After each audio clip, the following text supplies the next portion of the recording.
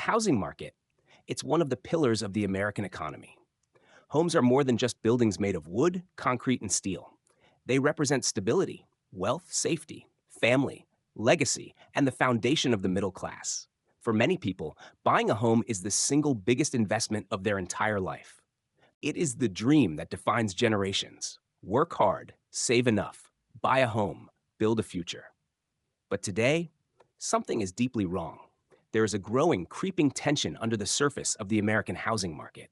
You can't see it on the news, you can't feel it in political speeches, but it's there, in the numbers, in the interest rates, in the unaffordable prices, in the rising debt, in hollowed out cities, in collapsing commercial real estate, and in the millions of Americans who are priced out of the dream their parents took for granted. And here's the truth.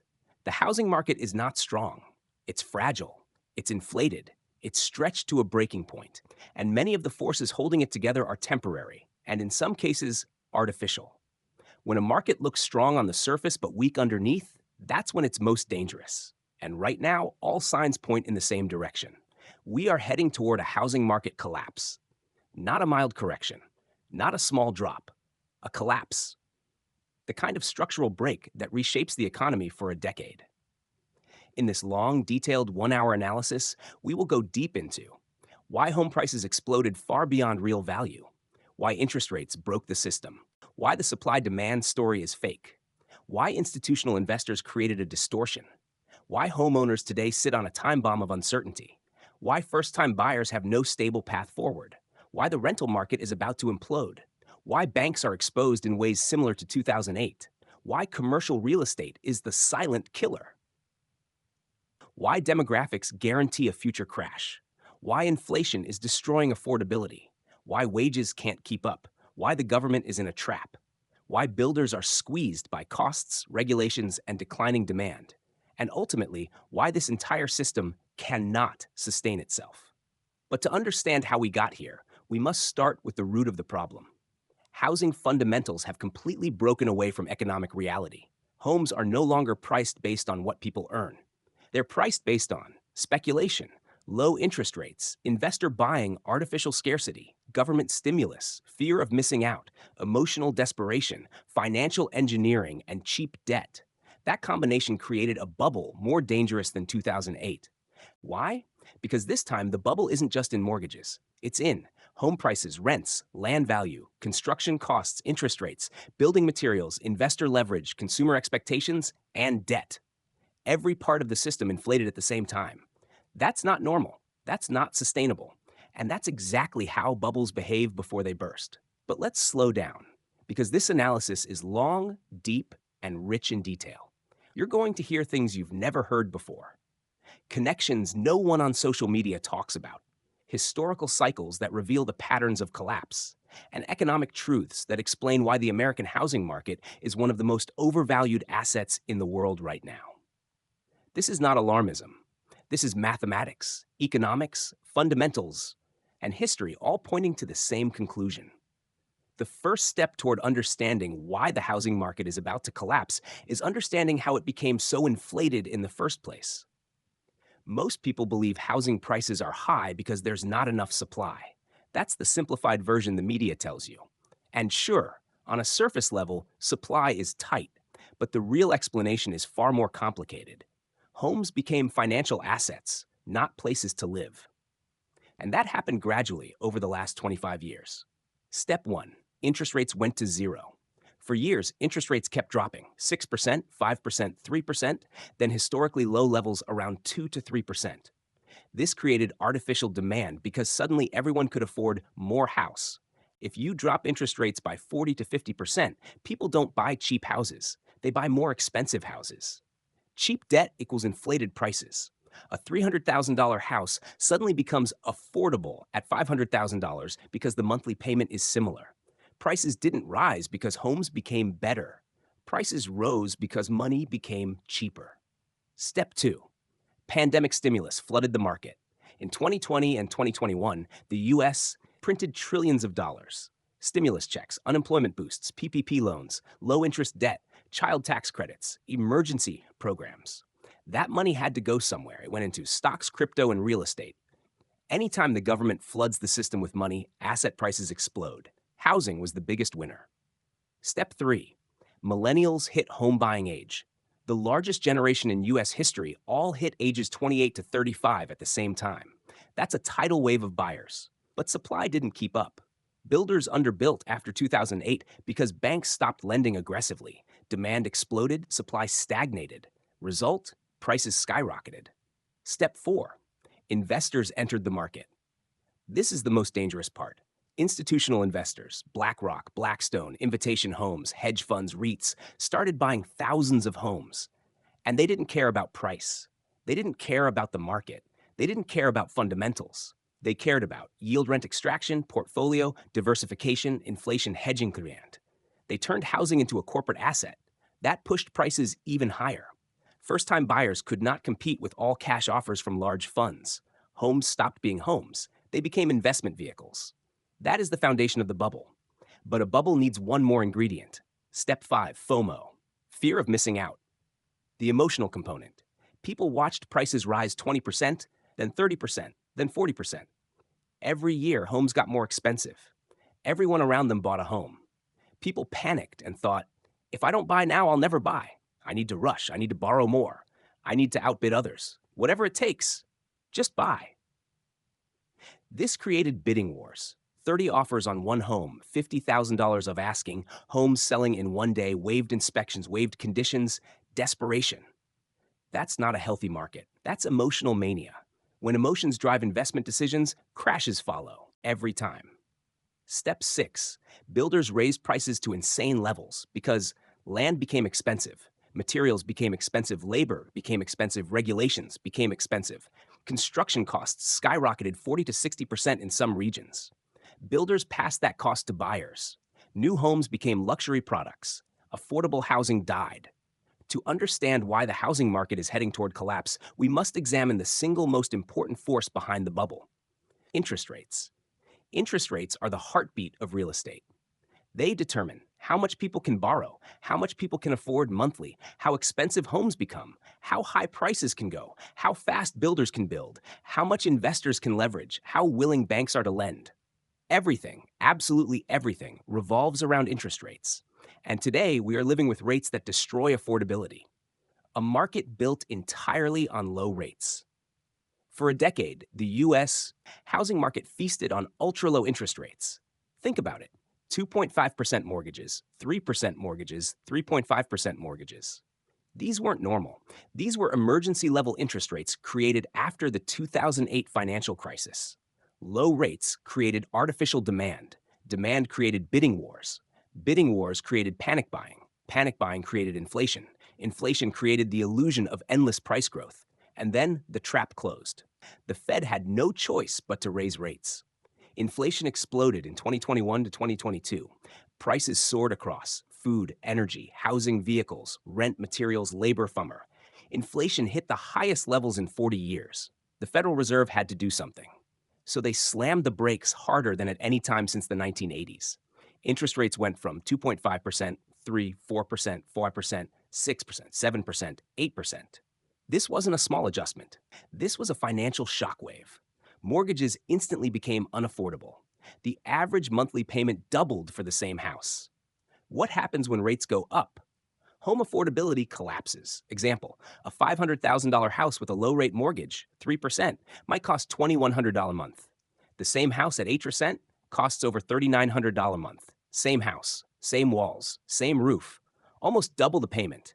Nothing changed except the interest rate. This is the heart of the crisis. Home prices stayed insanely high, but the cost of borrowing exploded. This created a two-part disaster. Disaster number 1, buyers can no longer afford homes. Most Americans buy homes based on monthly payment, not total price. So when rates went from 3% to 8%, their budget shrank, their purchasing power crashed. The same income could buy far less home. Many got pushed out of the market entirely. The result? Demand collapses. But here's the twist. Demand collapsing should bring prices down. However, prices didn't collapse yet. Why? Because of the second disaster. Most existing homeowners are locked into ultra-low 2 to 3% mortgages. If they sell now, they must buy a new home at 7 to 8%. That means much higher monthly payments, much worse affordability.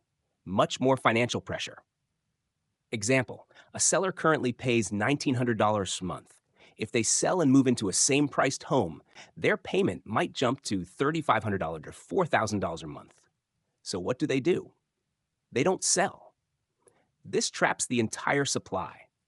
Millions of people want to move, but they can't financially justify upgrading their interest rate. This is called the mortgage rate lock-in effect, and it has become one of the biggest distortions in housing market history. The market is frozen, not strong. Sellers refuse to sell. Buyers can't afford to buy. Builders slow their construction. Institutional buyers reduce purchases. Renters stay stuck renting. Families stay stuck in overcrowded homes. The whole system becomes gridlocked. But here's what makes this extremely dangerous. When a market freezes, it becomes vulnerable. When a vulnerable market meets economic pressure, it collapses. Right now, the market is frozen solid, and pressure is building from every side. Inflation, recession, fears, layoffs, rising credit card debt, rising auto loan defaults, student loan repayments, slowing wage growth, declining savings, geopolitical tension, tightening lending standards, declining investor confidence. The market is a powder keg, and interest rates are the spark. Why high interest rates guarantee a collapse? There are only three possible outcomes for the housing market, and two of them lead to a crash. Let's break them down carefully. If interest rates stay at 6 to 8%, homes remain unaffordable, buyers stay priced out, sellers stay locked in, construction slows, supply shrinks, demand shrinks, wages can't catch up, defaults slowly rise, rents stagnate or drop. This leads to a slow-motion collapse, similar to Japan's housing crash in the 1990s. Prices don't explode downward instantly. They bleed downward for 5 to 10 years. This destroys equity builder profits, investor returns, bank balance sheets, local property taxes, construction jobs. This scenario ends in collapse. Outcome number 2, rates go even higher. This is worse. If the Fed raises rates more due to inflation, home payments become impossible, buyers exit the market instantly, sellers panic, layoffs, increase recession, accelerates foreclosures, rise, banks tighten credit, housing demand hits rock bottom. This is a hard crash scenario, fast, violent, unavoidable. This is 2008 style, but worse, because this time the bubble extends across. Home prices, rentals, commercial real estate, mortgages, land value, construction costs, household debt, corporate leverage. 2008 was a mortgage crisis. This is an everything crisis. Outcome number 3, rates drop dramatically. People think this is good for housing. It's not. It's the final stage of the bubble. Here's why. If the Fed slashes rates quickly, the economy is in serious trouble. Recession already hit, unemployment spikes, defaults rise, lending tightens banks, panic, buyers become cautious, credit becomes harder to get, investors keep cash, not houses. Lower rates only help if people have stable income, confident savings, strong job security, access to loans. But in a recession, these disappear. Lower rates in a recession do not save housing. They only make people panic and rush to sell before prices drop. This leads to a post-recession collapse, where prices fall after rates drop. This is what happened in 1991, 2001, and 2008. So in all scenarios, the bubble ends the same way. Housing collapses. The hidden threat, adjustable rate mortgages, ARMs. Most Americans today have fixed rate mortgages. That's good, but there is a growing group of people who took ARMs, temporary buydowns, teaser rate loans, creative financing, low initial rate packages. These will reset, and when they reset, payments jump, defaults rise, foreclosures increase, supply floods, the market prices react violently. This isn't huge yet, but over the next 2 to 3 years, ARMs will become a major catalyst for collapse. Just like 2006, 2008. Investor leverage will amplify the crash. Institutional investors own hundreds of thousands of homes. If housing values drop, their loans might go underwater. Rent revenue might shrink. Cap rates worsen. Portfolio values fall. Shareholders panic. Liquidation begins. Thousands of homes hit the market. Prices drop rapidly. Institutional selling alone can trigger a collapse. These investors aren't emotional like families. If their spreadsheets turn red, they sell fast. And when big funds sell, the market cracks. Why interest rates are the beginning, not the end. Of the collapse, interest rates are the trigger. But the collapse is caused by locked supply, crushed demand, high inflation, declining wages, rising debt, builder slowdown, investor exit, rental weakness, economic recession, consumer exhaustion, demographic shifts. The housing market isn't collapsing because of one thing. It's collapsing because everything broke at the same time. If you ask economists what drives the price of a home, they will usually give you a textbook answer. Housing prices are determined by supply and demand. But that is not true. Not anymore. Today, the real driver of housing prices is affordability, and affordability is completely broken.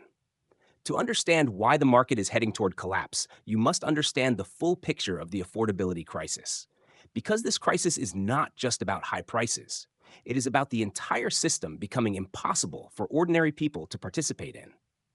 Let's unpack the layers. 1. Home prices grew faster than any other time in modern history. Over the last decade, home prices didn't just climb, they skyrocketed. We're talking homes doubling in value, homes tripling in value in some cities, homes going up 40% in 18 months, homes rising faster than wages every single year. That's not normal market growth, that's bubble behavior. Let's break it down. Wages grew around 3–5% per year, but home prices grew 10 to 20% per year. That gap is mathematically unsustainable. A home costing $300,000 in 2012 now costs $600,000, $900,000 in many areas. But incomes didn't double. This alone guarantees a collapse. Prices cannot permanently rise faster than incomes, not without catastrophic consequences. 2. Mortgage payments exploded, even without higher prices. Here's the psychological trick most Americans don't understand. Even if home prices stayed exactly the same, rising interest rates have already doubled the cost of owning a home. Let's do basic math. Home price, $500,000. At 3% interest, $2,100 per month. At 7.5% interest, $30,900 a month. Same house. Nothing changed except the interest rate. And what does that mean? Millions of people who could afford the home at 3 cents cannot afford it at 7 to 8%. Incomes did not rise enough to cover that gap. So affordability collapsed. But sellers didn't care. Their mindset was, I bought at $300K, so selling at $650K is my profit. I'll never lower my price. Housing always goes up. Someone will eventually buy it. This leads to a dysfunctional market where sellers won't drop prices, buyers can't pay current prices, the middle ground disappears. When the middle disappears, the market collapses. Every financial bubble in history behaves this way. 3. Renting became impossible. 2. Usually when buying becomes too expensive, people switch to renting. But not this time. Why? Because rents also exploded. Between 2019 and 2023, rents rose 20% in many cities, 30% in some cities, 40 to 50%. The reason? Institutional investors bought rentals and hiked rents aggressively. Landlords faced higher taxes, higher insurance, higher maintenance costs, and passed it all to tenants. The result, renting became unaffordable at the exact same time that buying became unaffordable. This is what economists call a structural affordability failure, meaning neither option is sustainable. People are trapped. Wealth inequality grows. Younger generations become financially crippled. Social instability increases. People aren't living, they're surviving. And survival conditions always break the system eventually. 4. First-time homebuyers are being erased from the market. This part is important. The foundation of any healthy housing market is first-time buyers. They bring new money into the system. They buy starter homes from older generations. They create liquidity. They allow the entire chain to move: starter home, mid-tier home, high-end home. But today, first-time buyers are disappearing. Here is why. Wages are too low. Prices are too high. Down payments are unrealistic. Student debt consumes income. Rent consumes savings. Interest rates destroy affordability. Competition is insane. Investors buy starter homes. Banks tighten lending standards. So what happens when the foundation of the market disappears? The entire structure collapses. A housing market without first-time buyers is like a car without an engine. It looks fine from the outside, but it doesn't move. 5. Young people have checked out of the market entirely. We are experiencing an unprecedented generational shift. Millennials and Gen Z are not entering the housing market. Many aren't even trying. Surveys show 70% believe they will never afford a home, 60% say the system is rigged, 50% believe homeownership is unrealistic, 40% say they will rent for life. This is catastrophic for the future of real estate. Housing depends on new buyers, not investors, not retirees, not foreign money, not corporations. Real, everyday families. The American dream is fading, and when dreams disappear, markets collapse. 6. Household debt is out of control. People use debt to survive the last 5 years. Debt is everywhere. Credit cards, all-time high. Auto loans, all-time high. Medical debt, student debt, restarting personal loans, buy now, pay later, rising mortgage delinquencies. Debt now grows faster than wages, a sign of a broken economy. When people drown in debt, they stop buying homes, they stop investing, they stop saving, they start defaulting. Default waves eventually hit banks. Banks then tighten credit. Tight credit kills housing demand. It's a domino effect, and the dominoes are already falling. 7. Savings are disappearing. During the pandemic, savings were high because stimulus checks, unemployment benefits, less spending, lockdowns, reduced travel, fewer expenses. But that savings buffer is gone. Today, Americans have lower savings, higher expenses, higher debt, lower confidence, weaker buying power. Many households are one emergency away from financial disaster. This makes housing collapse almost inevitable. When people can't save, they can't buy. When people can't buy, demand dies. When demand dies, prices fall. When prices fall, panic spreads. 8. Inflation. Destroyed the middle class. Inflation is the silent killer of affordability. Everything costs more. Food, utilities, gas, vehicles, repairs, childcare, insurance, healthcare. But wages did not rise proportionally. Inflation created economic pressure that crushed savings, increased debt, reduced home buying power, made down payments harder, made mortgage payments impossible. Inflation didn't just damage affordability, it obliterated it. 9. The illusion of high housing demand is fake. The real estate industry pushes a narrative. Demand is strong. People are lining up to buy homes. But this is a lie. Demand appears strong only because inventory is extremely low. Sellers refuse to sell new listings, collapse to 40-year lows. Supply shrinkage gives the illusion of balance. When real demand is strong, prices rise, sales rise, construction rises. But today, prices are high, sales are low. Construction is slowing, mortgage applications are at 1995 levels, homebuyer traffic is collapsing, showing activity is dying. This is not real demand. This is artificial scarcity. Artificial scarcity always collapses once economic pressure increases, and that pressure is intensifying every month. 10. The emotional pop before the crash. Every bubble has a final psychological stage, the denial phase. People tell themselves, housing always goes up. They're not building any more land. This time is different. Prices will never fall in my city. Interest rates will drop eventually. Someone will always buy. These beliefs are emotional, not logical. And in every bubble, dot-com investors said tech will never crash. Crypto investors said Bitcoin will never go down again. Homeowners in 2006 said housing always goes up, and all of them were wrong. Emotion inflates bubbles. Reality pops them. For decades, the American housing market functioned in a simple, almost predictable way. Families bought homes, people moved for work, school, or better lifestyle. Retirees downsized. Young adults entered the market. Builders supplied new homes to meet demand. It was a slow, organic ecosystem. But between 2011 and 2022, everything changed.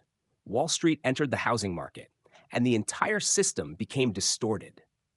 This chapter is one of the most important in understanding why the housing market is heading toward collapse, because Wall Street has now become one of the biggest weaknesses in the entire system. Let's break it down. 1. How Wall Street became a landlord. Before 2010, large corporations owned less than 1% of single-family homes. Today, institutional investors own entire neighborhoods, thousands of houses, tens of thousands of rentals, millions of square feet of land, billions in mortgage-backed assets. Companies like BlackRock, Blackstone, Invitation Homes, American Homes for Rent, Tricon Progress Residential quietly absorbed massive portions of the housing supply. How? Simple. After the 2008 crash, millions of homes went into foreclosure. Banks were drowning in properties. Prices were dirt cheap. People were scared to buy. So hedge funds and mega investors stepped in and bought homes at fire sale prices. 20% discounts, 40% discounts, 60% discounts, bulk packages from banks. They bought homes like they were buying stocks in huge, aggressive quantities. This was the moment the housing market fundamentally changed. Homes stopped being homes and became financial assets. 2. Investors don't care about affordability. They care about yield. A family buying a home has concerns like, can we afford the payment? Can we raise our children here? Is this a safe neighborhood? Is the price fair? Institutional investors don't think like that. They think like machines. What is the rental yield? What is the cap rate? What is the exit strategy? What is the long-term appreciation? What leverage can we use? If a home is overpriced, who cares? They borrow cheap money and buy anyway. If rents rise, they push prices even higher. If tenants can't pay, they replace them. Their goal isn't stability. Their goal is extraction. They extract rent fees, maintenance charges, application charges, late fees, move-in fees, early termination fees. It's financial engineering disguised as housing, and this created a dangerous cycle. 3. Investors drove prices up beyond reality. When Wall Street enters a market, prices stop reflecting fundamentals. Instead, they reflect investment demand, not family demand. This leads to price distortions. Investors outbid families. Investors buy in cash. Investors waive inspections. Investors buy multiple homes at once. Investors skip appraisals. Investors accept lower returns to dominate markets. A family trying to buy a $350,000 home cannot compete with a hedge fund offering $380,000 cash. 10-day closing, no contingencies. This dynamic pushed home prices far above their real economic value. And when prices disconnect from fundamentals, a bubble forms. 4. Investors created the illusion of high demand. Here's one of the biggest secrets. The housing shortage was artificially created by investors buying supply, not by population growth, not by builders failing, not by natural scarcity. Investors bought homes in bulk, then took them out of the buying pool, then turned them into rentals, then raised rents, they removed supply, then monetized scarcity. This is artificial demand, not organic homeownership demand. When demand is artificial, the collapse is real. 5. Investors made the rental crisis worse. Institutional landlords operate differently from local landlords. They use algorithms. Algorithms don't care if tenants struggle. Algorithms don't care about wages. Algorithms don't care about loyalty. They care about optimizing revenue. So Wall Street landlords raised rents aggressively, added endless fees, charged for every minor service, set minimum income requirements, filed evictions, rapidly squeezed maximum profit from tenants. This led to rent inflation, tenant displacement, younger generations trapped in renting, families unable to save for down payments, increasing homelessness in some cities. The rental crisis is not an accident. It's a revenue model. But here's where it becomes dangerous. When rents rise too high, tenants default. When tenants default, investors panic. When investors panic, they sell. When investors sell, prices collapse. Wall Street landlords expand markets during booms and crash them during busts. 6. Real estate became a speculative casino. Think of the housing market today. Investors flipping homes, Airbnb hosts buying properties, hedge funds turning housing into rentals, millions of Americans speculating on appreciation, builders focusing on luxury homes, people buying second homes instead of first homes, short-term rental investors dominating entire regions. This is speculation, not stable housing. Housing became a casino chip, and when people gamble, they eventually lose. 7. Airbnb and short-term rentals. Distorted local markets. Airbnb added fuel to the fire. Investors realized that rental income from long-term tenants is slow, but Airbnb income is fast and big. So thousands of homes in Florida, Arizona, Texas, Tennessee, Colorado, California, Hawaii were converted into Airbnb rentals.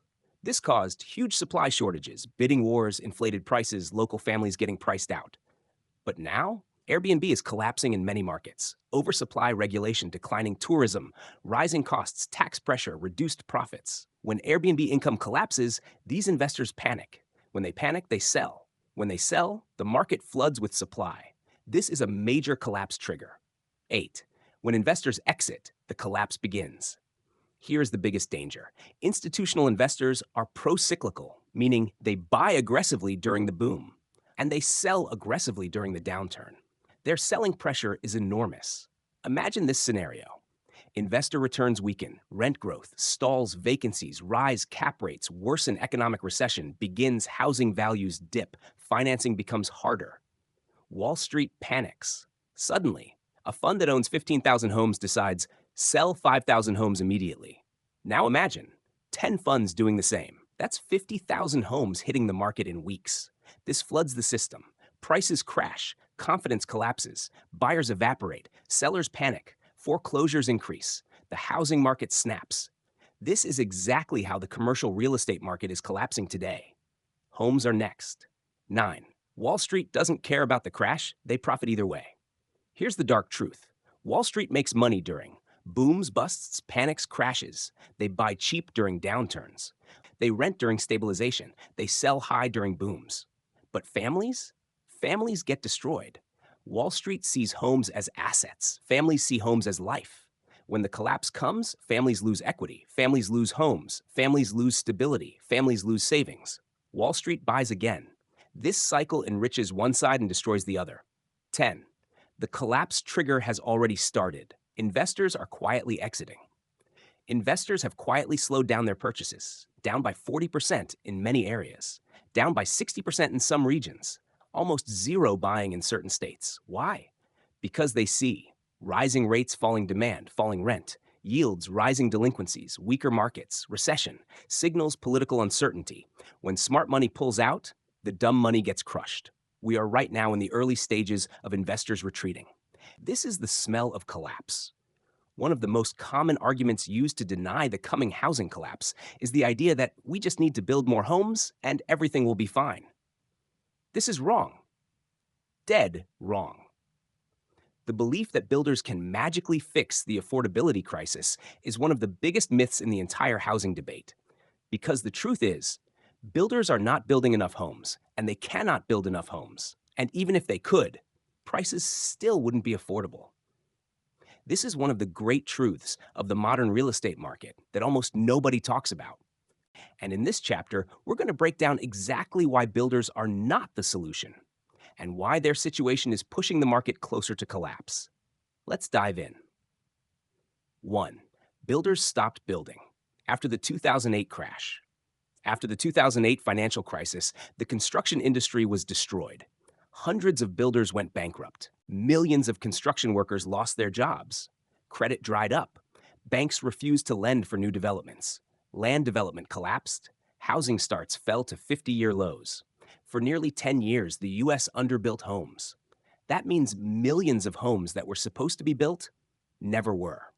This created a long-term supply shortage. But this shortage has nothing to do with today's overpriced market.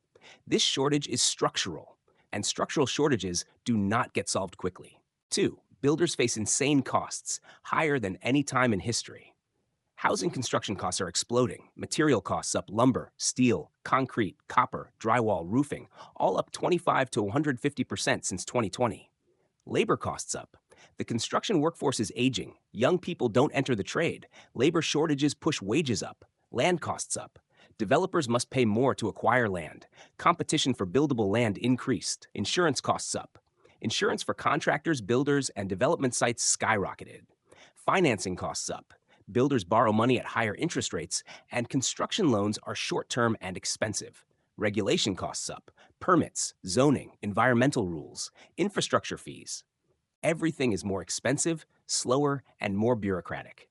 The result? Builders cannot build cheap homes. It's literally impossible. 3. Builders focus only on luxury homes. Because construction costs are so high, builders must protect their profit margins. So they focus on luxury homes, high-end communities, larger, more expensive houses, homes priced $400K, $600K, $800K plus. Why? Because land cost is the same, permits are the same, labor cost is the same, materials cost is the same. So if they're forced to build, they'd rather build one $700,000 home than two $50,000 homes because the profit margin is higher. This means affordable starter homes are dead. Builders don't build them. Builders won't build them. Builders can't build them profitably. 4. New homes are not helping affordability. They're making it worse. Here's the shocking truth. New construction is increasing the average home price, not decreasing it, because new homes are newer, bigger, more modern, more expensive, located in attractive areas, filled with upgrades marketed to wealthy buyers. New homes pull the entire market upward. They do not provide relief. They accelerate the bubble. 5. Builders are sitting on record amounts of unsold inventory. This is huge and dangerous. As mortgage rates skyrocketed, demand for new homes collapsed. Cancellations increased, buyers backed out, mortgage approvals fell, Affordability plunged. Builders suddenly found themselves with thousands of unsold units, massive land holdings, expensive construction loans, ongoing labor expenses, time pressure from banks, rising carrying costs. Builders are terrified of unsold homes. Every month a home sits unsold, costs them money. So what do? They discount. They offer incentives. They buy down mortgage rates. They offer cash credits. But they do not lower base prices significantly. Why? Because lowering prices destroys their existing buyers and their valuation models. So instead of fixing affordability, builders create a fake affordability system based on tricks. Temporary rate buydowns, closing cost credits, free upgrades, lower down payments, delayed payment programs. These are gimmicks. They don't lower the real price, they just delay the collapse. 6. Builders are becoming desperate. A sign the market is weakening. Some signs of desperation include incentives hitting record highs, builders offering $40,000, $80,000 in incentives, mortgage buydowns becoming standard, builders offering 4 to 5% temporary rates, price cuts hidden behind upgrades. They don't cut sticker prices. They just give away more upgrades. More inventory than reported. Builders hide inventory homes to avoid scaring the market. Land sales slowing. Developers cancel future projects. Permits declining. Builders stop planning new homes due to fear of future collapse. Construction layoffs rising.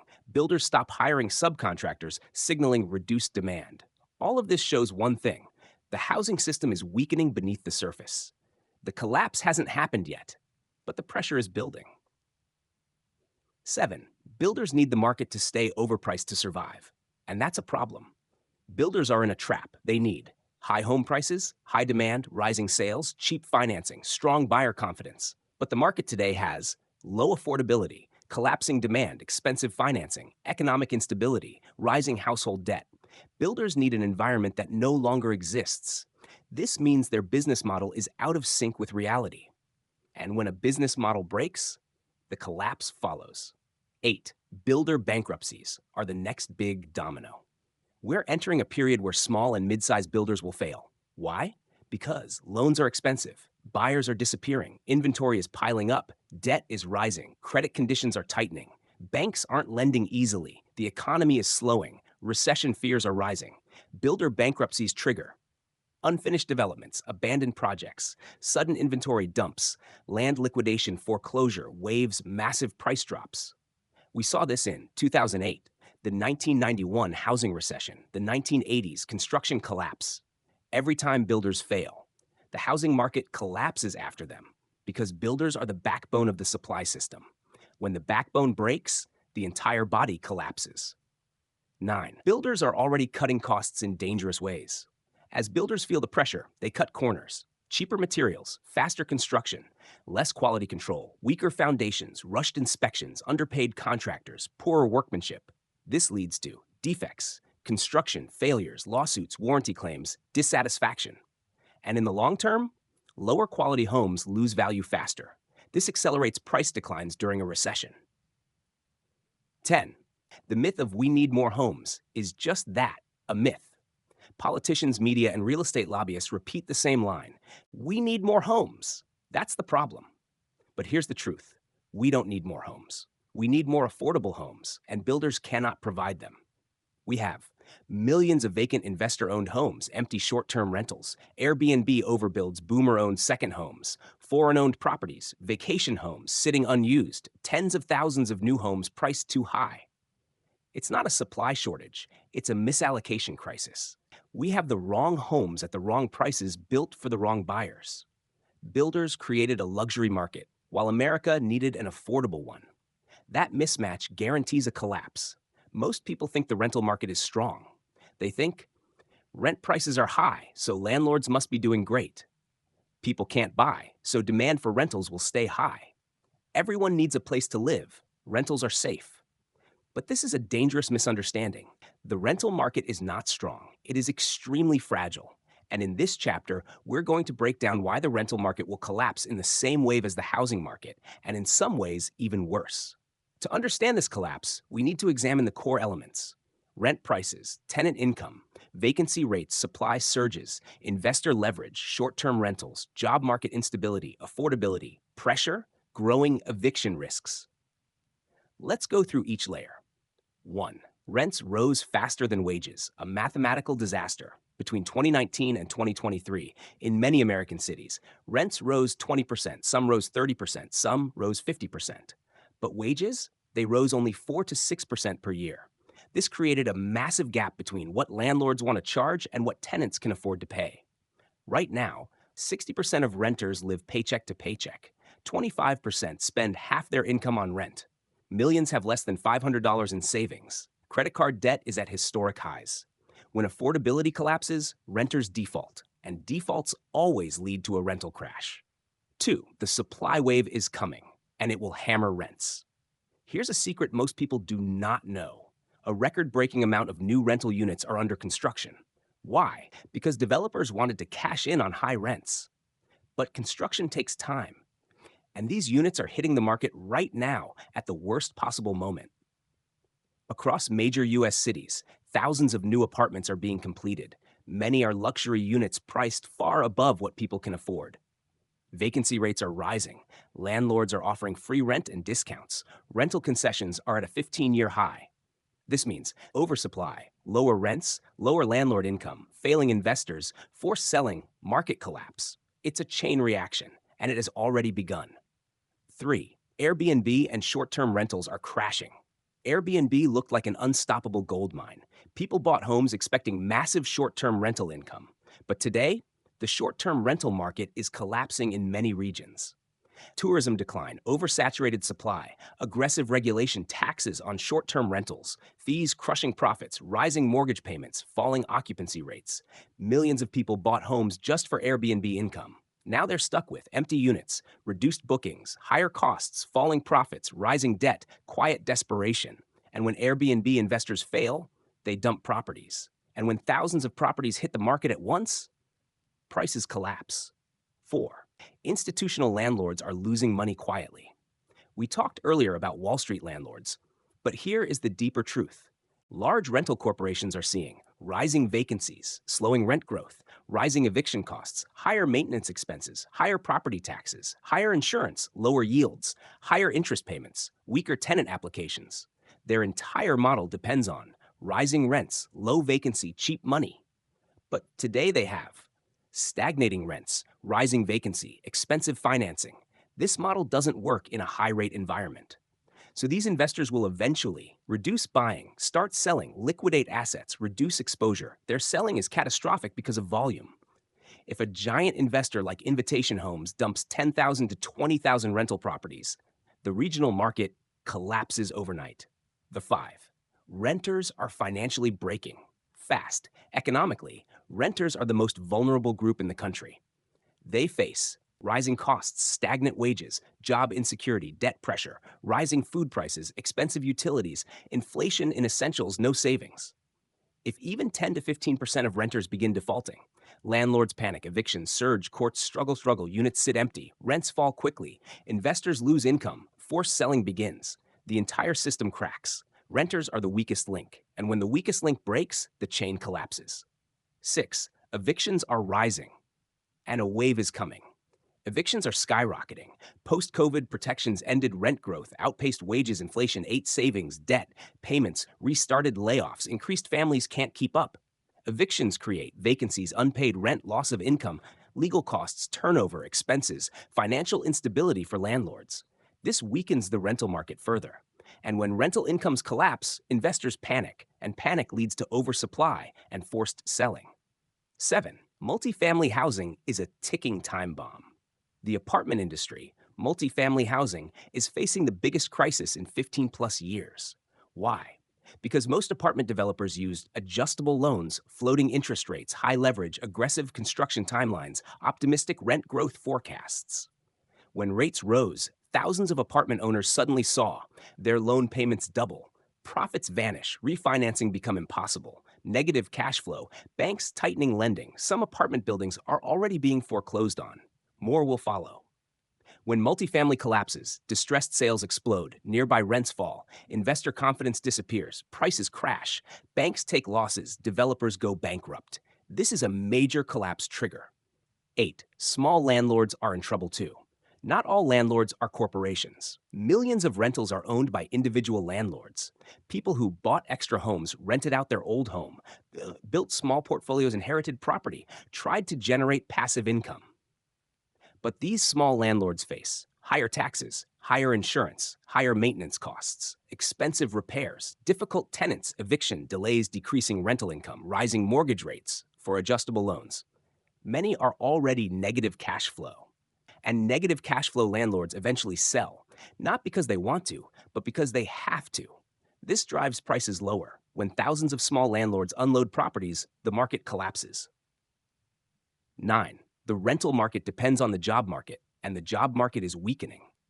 People cannot pay rent if they lose their job, their hours are cut, they rely on credit, their wages don't keep up, inflation crushes their budget.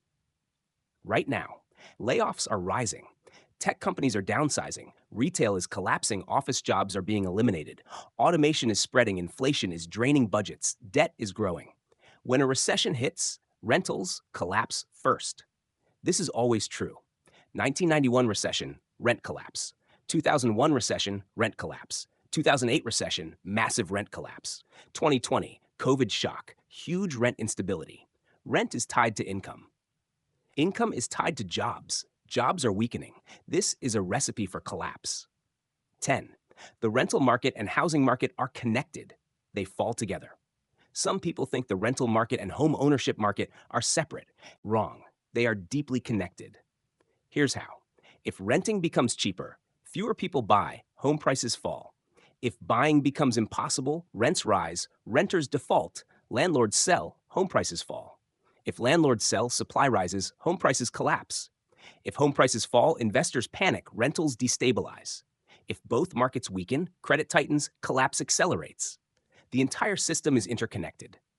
A collapse in one creates a collapse in the other. And right now, both are weakening at the same time. This is unprecedented. 11. The emotional stage of the rental bubble. Just like homeowners, renters also go through emotional cycles during a bubble.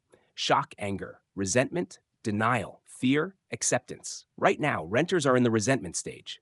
Millions feel betrayed by the market, by prices, by landlords, by inflation, by wages, by the system. This resentment leads to political pressure, rent control laws, eviction protections, tax increases on landlords, zoning restrictions, regulatory burdens. These changes further weaken the market because when governments intervene aggressively, investors panic. And when investors panic, they sell. Panic selling creates oversupply. Oversupply creates price collapse. We are entering this phase now. When people think of a housing collapse, they imagine families losing homes, prices falling, and investors panicking. But the real danger lies somewhere else, the banking system. Banks are the lungs of the housing market. If banks weaken, the entire market suffocates. And right now, the relationship between banks and the real estate sector is more dangerous than at any time since 2008. We're going to break this down in one of the most important chapters: mortgage risk, home equity loans, HELOCs, bank lending standards, commercial real estate exposure, refinancing risks, regional bank fragility, loan books and defaults, liquidity shortages, interest rate shock, deposit flight, systemic vulnerability. Let's break this down slowly and deeply. 1. Banks are loaded with real estate risk. Banks make money by lending. They lend for homes, apartments, office buildings, malls, warehouses, construction, land development. And the problem today is simple. Banks lent too much money during a period of artificially low interest rates. Now the system is flipped. Higher rates lower property values, rising defaults, falling demand, weak refinancing ability. This flips bank balance sheets upside down. When the value of real estate drops even slightly, banks instantly become vulnerable. Number 2. Most mortgages today are safe, but that's an illusion. People assume the mortgage market is safe because most mortgages are fixed rate. Homeowners have equity lending standards were stricter post-2008. But that's only the surface. Here's the deeper truth.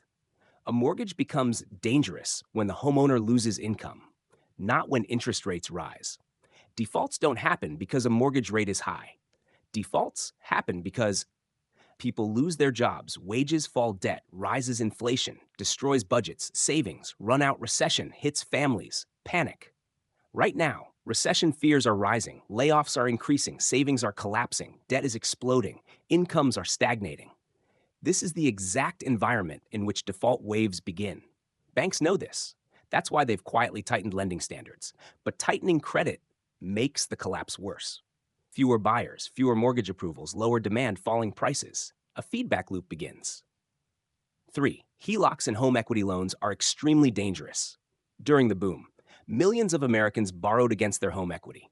They took home equity loans, HELOCs, cash out refinances. They spent that money on renovations, cars, vacations, paying down other debt, starting businesses, emergencies, lifestyle upgrades. But here's the issue. This is debt stacked on top of debt. If home prices fall, homeowners lose equity.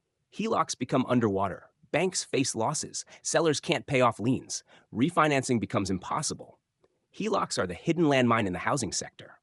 People don't talk about them, but banks do, because HELOC defaults rise 18 to 24 months after home prices start falling.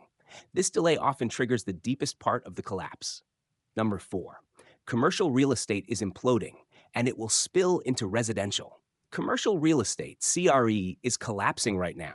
Office vacancies at record highs. Remote work destroying demand, malls empty, retail bankruptcies, restaurants closing, hotels struggling, massive loan defaults, huge refinancing problems. CRE operates with floating rates, short-term debt, high leverage, fragile cash flows. CRE losses are already hitting banks, especially regional banks, the same ones that dominate mortgage lending. Here's the connection. If a regional bank loses billions from office buildings collapsing, they respond by tightening lending, freezing credit, pulling back on mortgages, rejecting homeowners, reducing construction loans. This causes fewer buyers, fewer builders, fewer refinances, rising foreclosures. The collapse spreads from commercial to residential. This is already happening. The public just doesn't feel the impact yet. Number 5, regional banks are the most vulnerable and they handle most housing loans. Most people think big banks dominate mortgages. Wrong. Regional banks, smaller local banks, handle construction loans, land development loans, builder loans, small investor loans, local mortgages, HELOCs, rental property loans. These banks are less diversified, more exposed, more sensitive, more leveraged, more fragile. If even 20-30 regional banks fail, the housing market freezes instantly. Because construction stops, lending stops, refinancing stops, mortgage approvals collapse, buyers disappear. Regional banks are the weakest link in the financial system. And many are already warning that deposit flight is rising, liquidity is tightening, defaults are creeping up, real estate portfolios are weakening. This is the quiet before the storm moment. 6. The interest rate shock destroyed bank balance sheets. When rates rise, bonds lose value, old loans lose value, mortgage-backed securities lose value, commercial loans lose value. Banks hold massive amounts of these assets. So when the Fed hiked rates at historic speed, trillions in bank assets lost value, liquidity evaporated, unrealized losses exploded, bank fragility, increased risk exposure jumped. This is what killed Silicon Valley Bank, Signature Bank, First Republic. And many smaller, less famous banks are still bleeding quietly. These unrealized losses mean one thing. Banks are far more vulnerable than the public realizes. And when banks weaken, lending stops. When lending stops, housing collapses. 7. Refinancing is dead, and that's a huge problem. In a normal housing cycle, people refinance to lower their interest rate to unlock equity to reduce monthly payments. Refinancing keeps banks active, fuels credit growth, simulates economic activity, supports construction, helps homeowners stay solvent. But today, nobody can refinance because rates are too high. Refinancing costs more than the current loan. This kills a major pillar of the financial system.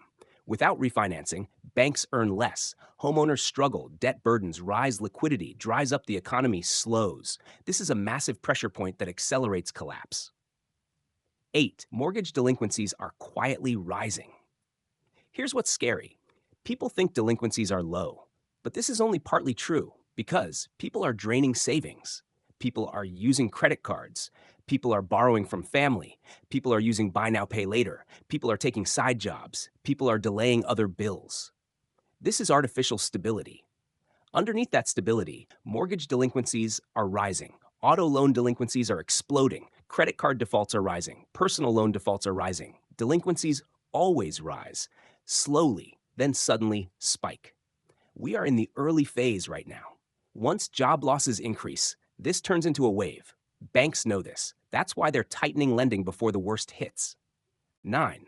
The lending freeze will trigger the collapse. Housing collapses do not start with foreclosures, price drops, panic selling. They start with something else. Banks stop lending. This is the real trigger. When banks tighten lending, fewer mortgages, fewer buyers, fewer approvals, fewer refinances, fewer investors, fewer construction loans, fewer developer projects. Demand evaporates. And when demand evaporates, prices collapse. We are in the beginning of this phase right now. Banks are denying more applications asking for higher credit scores, reducing loan size, rejecting self-employed borrowers, requiring more documentation, offering fewer loan programs. This is exactly what happened before the 2008 collapse. The pattern is identical. 10. The banking system is strong enough to survive, but not without causing a housing crash. Here's the uncomfortable truth. Banks won't all fail. The financial system won't collapse completely, but banks will protect themselves by cutting credit, reducing exposure, restricting mortgages, limiting new loans, shrinking lending portfolios.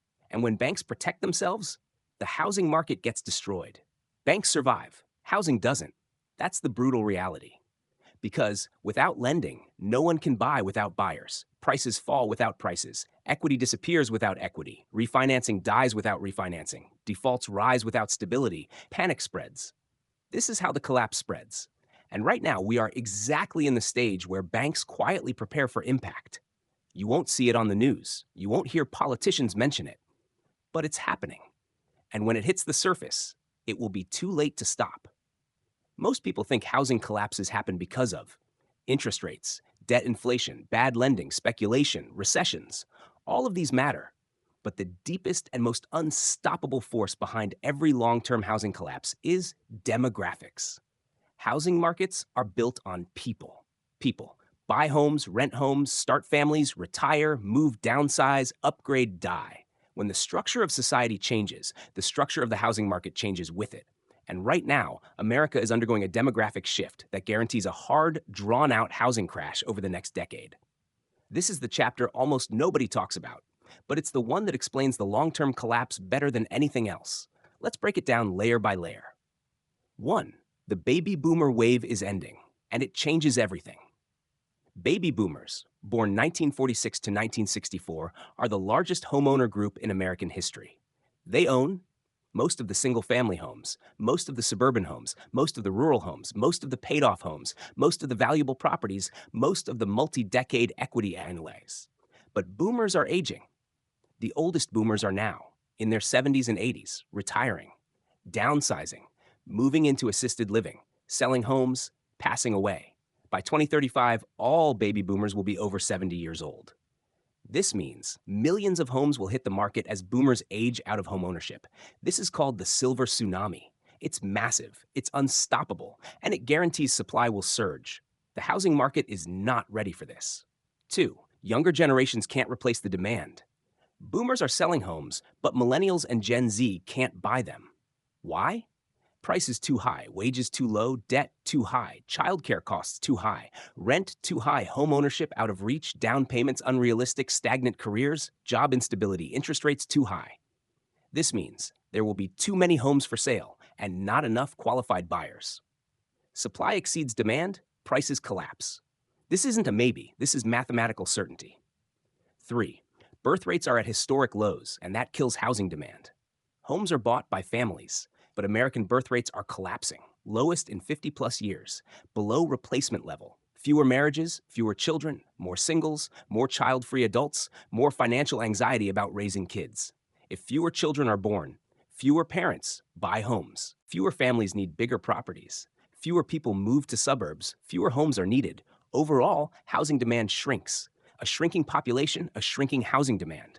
And shrinking demand always leads to falling prices. Japan is the perfect example. Once the birth rate collapsed, home prices fell for decades. The US is following the same trajectory. 4. Immigration isn't growing fast enough to save housing. Some analysts argue, well, immigration will replace domestic demand. Wrong. Immigration in the US is slowing. Long-term is being restricted politically, faces regulatory pressure, is more expensive, does not immediately create home buyers, often leads to renters first, not buyers. Even when immigration rises, the demand is mostly rental demand, multifamily demand, cheap unit demand, not single-family home demand, the segment that matters most. You cannot replace boomer-owned suburban homes with renters who can barely afford groceries. 5. Remote work changed migration patterns permanently. The pandemic created a massive migration wave. People left expensive cities, people moved to cheaper states, people bought homes in places they never considered before, people fled urban density, people sought more space. This created housing booms in Florida, Texas, Tennessee, Arizona, Idaho, Carolinas. But remote work is fading. Employers are demanding returns to the office. People who moved far away are trapped. Expensive flights, long commutes, unstable job security, mismatch between location and employment. We're entering a wave of forced migration reversal. People must move again to keep jobs. That means more listings, more supply, forced selling, distressed sales price pressure. This destabilizes the market. 6. The retirement crisis will force millions to sell homes. Retirement in America is collapsing. Why? People didn't save. People lost pensions, 401ks, underperformed inflation, destroyed savings, living costs, rising medical costs, insane debts, rising into old age. Millions of retirees will have no choice but to downsize, sell homes, extract equity, move into rentals, join multi-generational households. This creates a massive supply wave. When retirees sell into a weak market, prices fall even faster. 7. Multi-generational households reduce demand permanently. More Americans live in multi-generational homes than at any time since the 1930s. Why? Rents too high, home prices too high, childcare, expensive elder care, expensive wages, stagnant. This reduces household formation. Housing demand is based on households, not population count. Example, 10 people living separately in 10 homes equals 10 homes needed. 10 people living together in 3 homes equals only 3 homes needed. Household consolidation destroys demand. This trend is long-term and worsening. 8. Marriage rates are collapsing, and that cripples housing demand. Marriage is one of the strongest drivers of home buying. But marriage rates are falling. Fewer people marrying, marrying later, divorcing, more choosing single lifestyles, financial barriers to marriage, cultural changes. This means fewer couples buying homes, fewer families, forming fewer people needing larger properties. This hits the market where it hurts most. 9. U.S. population growth is slowing to a crawl. The housing market depends on young workers entering the economy, but the U.S. population is aging. Fewer young people, more retirees, declining workforce, rising dependency ratio. This means fewer home buyers, fewer renters, fewer workers able to afford housing, fewer families forming fewer mortgages, fewer stable incomes. This leads to structural decline in housing demand. 10. The boomer sell-off wave will hit hardest in suburban America. Boomers own most of the suburban homes. When they sell, smaller families won't buy large homes. Younger generations can't afford them. Remote work decline reduces demand. Few buyers want giant houses with high bills. Suburban living costs are rising. This will create long listing times, huge price reductions, aging communities. Abandoned properties neighborhood decline. The suburban crash will be brutal. Cities will feel it too, but suburban America will be ground zero. 11. The demographic collapse doesn't happen overnight. It happens slowly, then all at once. Demographics move like glaciers, slow, steady, unstoppable, until the moment they break. Housing collapses driven by demographics don't hit in 1 year. They unfold over 5, 10, 15 years. But when the breaking point comes, it feels sudden. This will be the story of the U.S. housing market: a long buildup, a slow decline, then a sudden crash.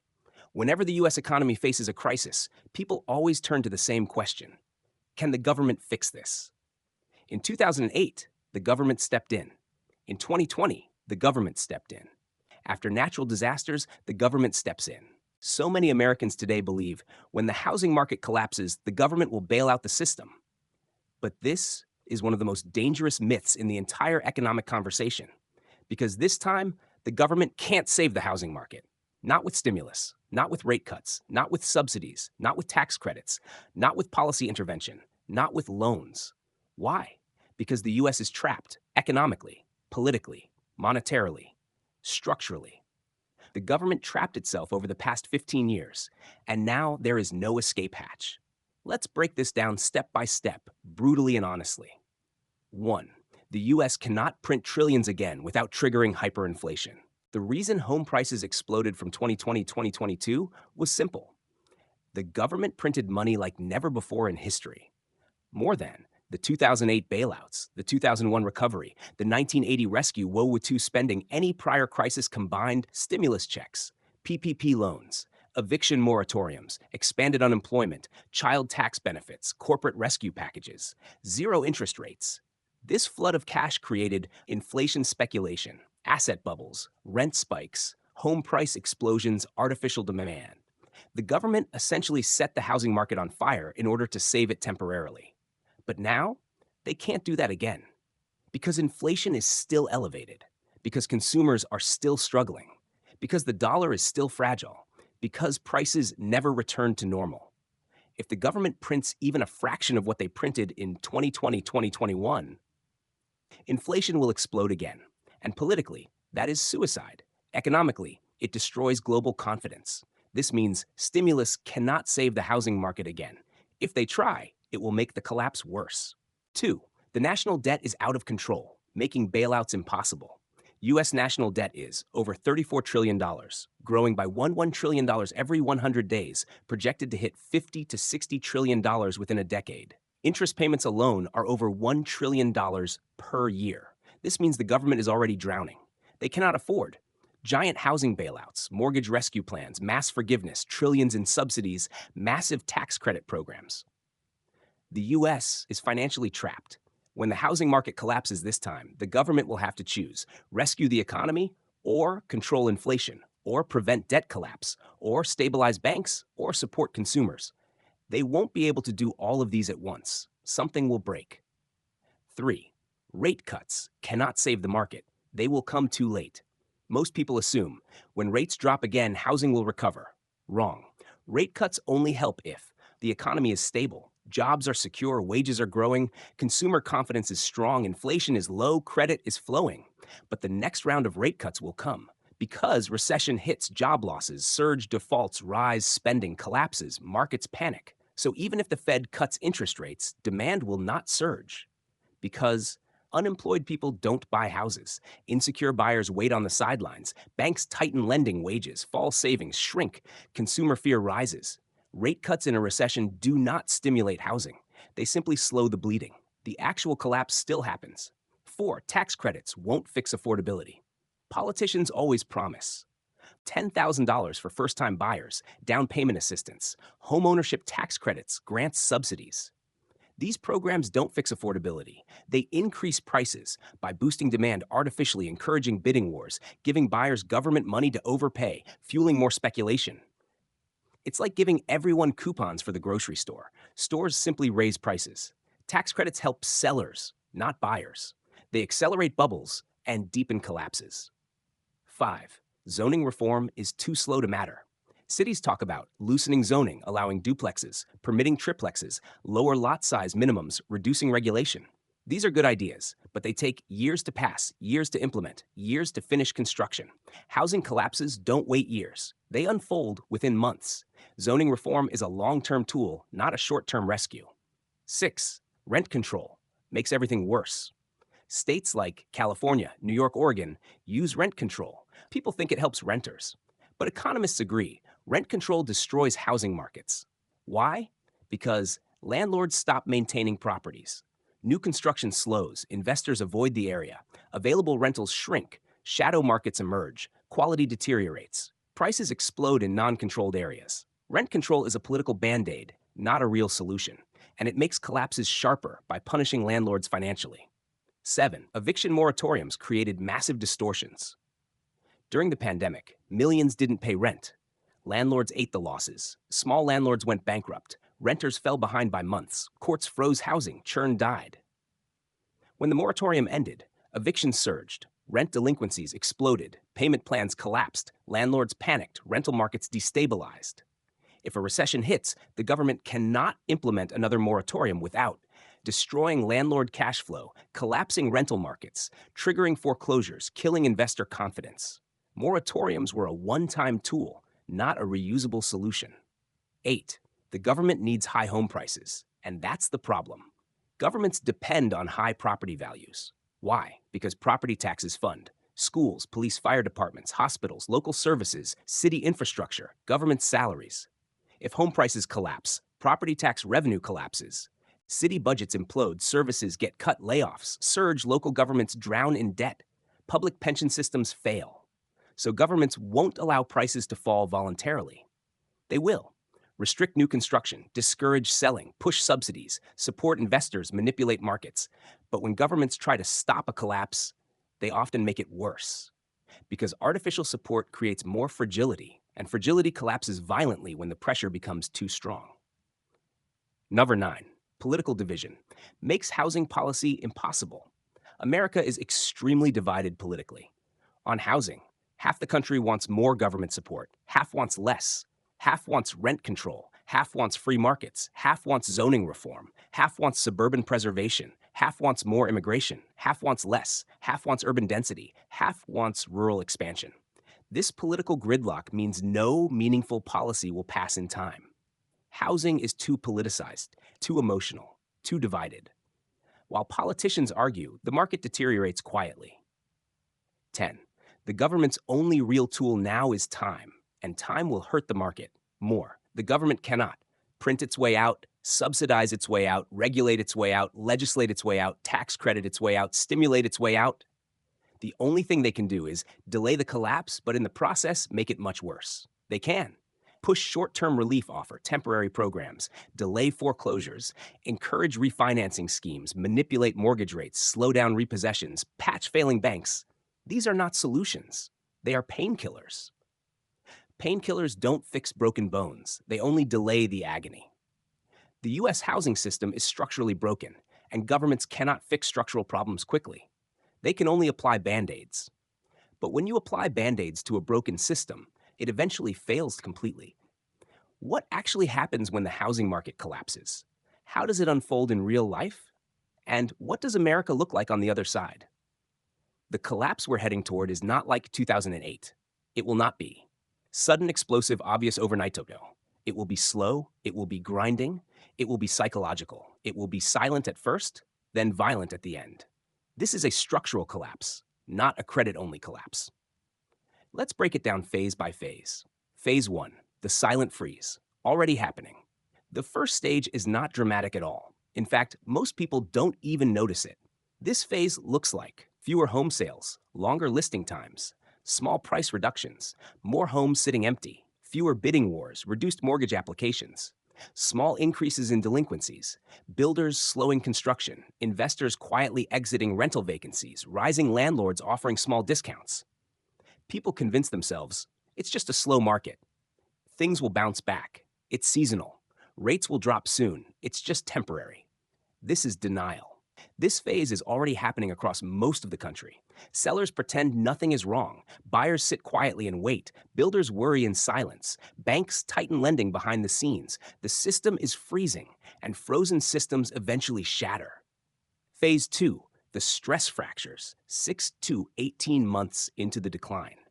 The second phase is when the cracks surface. You begin to see more price reductions, sellers offering concessions, builders increasing incentives, investors listing multiple properties, rising mortgage delinquencies, rising rent delinquencies, credit card defaults, climbing auto loan defaults, spiking evictions, increasing families missing payments, savings exhausted day.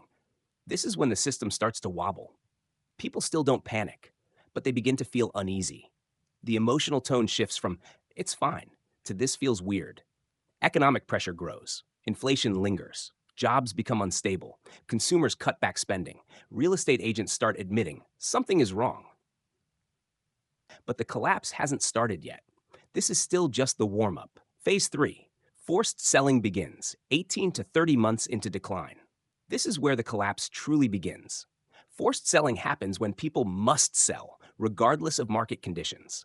This includes landlords facing negative cash flow, Airbnb investors losing bookings, flippers stuck with expensive loans, homeowners facing job loss, retirees needing cash to survive, divorces and breakups, relocations for work, estate sales after deaths. HELOC borrowers defaulting, small landlords overwhelmed. When forced selling begins, supply increases prices, soften buyers gain power, sellers panic, inventory stacks up, listing times hit 60 to 90 to 120 days, low balls become normal. This phase destroys confidence. People start whispering, should I sell now before prices drop more? We may have missed the peak. I think the market is turning. This is the psychological tipping point. Once people believe prices can fall, the collapse becomes unstoppable. Phase 4. The price reset, the actual crash. This is the violent stage. Prices begin falling rapidly, 5%, 10, 15%, 20%. In some markets, especially pandemic boom markets, prices may fall 25 to 30%, even 40% plus. This is not unrealistic. It has happened many times. 2008 US, 1990s, Japan, 1970s, UK, 1990s, Sweden, 2010s, Spain, 2010s, Ireland.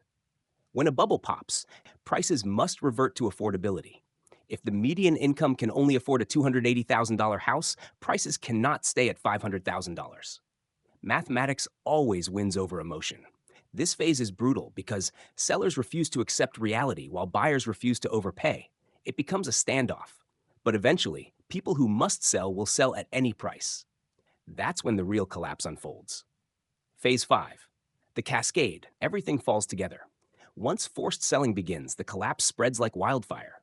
It hits. Homeowners' equity evaporates. People go underwater. Foreclosures rise. Bankruptcies increase. Landlords' rent drops. Vacancies rise. Delinquencies explode. Cash flow collapses. Airbnb hosts occupancy crashes. Cities ban short-term rentals. Taxes increase. Hosts panic sell. Builders' inventory stuck. Projects canceled. Workers laid off. Banks seize land. Banks' defaults rise. Loan books weaken. Credit tightens. Lending slows further. Local governments' property taxes fall. Budgets implode. City services cut. Community decline begins. Investors' panic spreads. Large funds exit. Bulk sales hit the market. Prices fall further. This is the cascade. A collapse is not one event. It is thousands of events colliding at the same time. This creates a downward spiral. And downward spirals don't stop easily. Phase 6, the psychological shift, most important part. A housing collapse is fundamentally a shift in psychology. People go through predictable emotional phases. Denial, this is temporary. Frustration, why isn't my home selling? Fear, what if prices keep falling? Panic, we need to sell now. Capitulation, fine, I'll take the lower offer. Acceptance, prices will never return to the peak. Once the entire population reaches fierce panic capitulation, prices drop to their true market value. This psychological shift is the real crash. Because housing is not just financial, it's emotional. People attach identity, safety, and pride to their homes. When that cracks, the collapse becomes total. Phase 7, the bottom, 2 to 5 years after the start. Market bottoms are never sharp. They are long, flat, and depressing.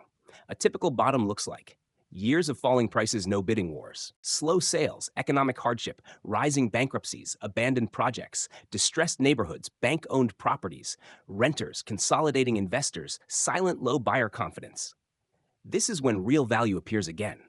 But it is also the hardest time to buy, not financially, but emotionally, because everyone around you is saying, why risk it? Prices might fall more.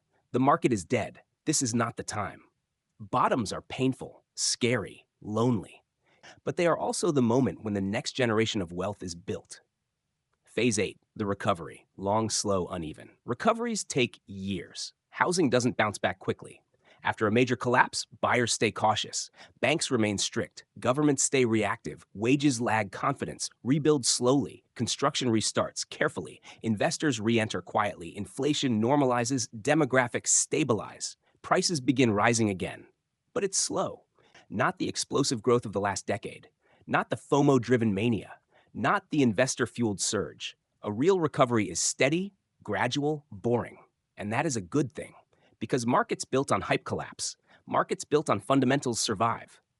What America looks like after the collapse. When the dust settles, the US will enter a new reality. 1. Homeownership becomes more realistic again. Prices fall toward affordability. Families can buy again. First-time buyers return. 2. Investors lose power. Wall Street retreats. Airbnb declines. Flippers disappear. 3. Builders shift to affordability. Luxury construction dies. Starter homes return. Small, efficient homes become common.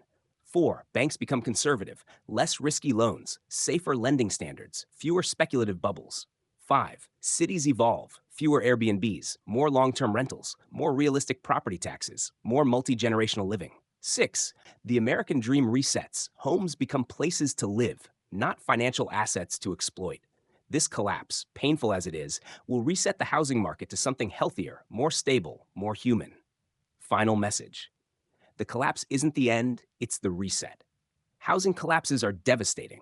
They create financial pain, emotional trauma, community instability, investor panic, political conflict, economic recession. But every collapse in history has also been a reset, a cleansing of excess, a removal of speculation, a return to fundamentals. This collapse, the one we're heading toward, will be no different. It will be painful, but it will also create opportunities for new buyers, for young families, for stable communities, for healthier markets, for a society less dependent on debt. Every bubble ends the same way. Excess collapses. Reality returns. People rebuild. The cycle continues. And in the end, housing doesn't disappear. It transforms. And that transformation, painful as it will be, is what will define the next era of the American economy.